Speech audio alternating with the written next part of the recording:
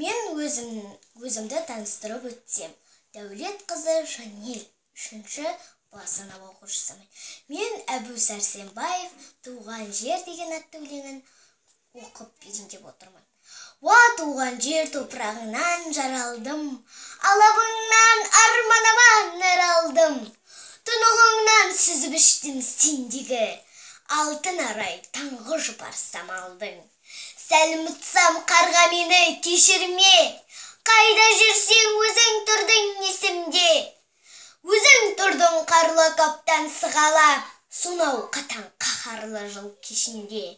Мен қатерге қарсы бардым сен үшін, көкірегімнен қан төгілді жер үшін.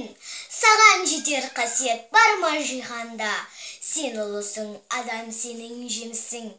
Сенен артық қасиет жоқтар жертегі, сен ұрпақтың күліп артар ертеңі. Тағдырыңды тапсырмаған туған жер, көркейтуге міндеттімін мен сені.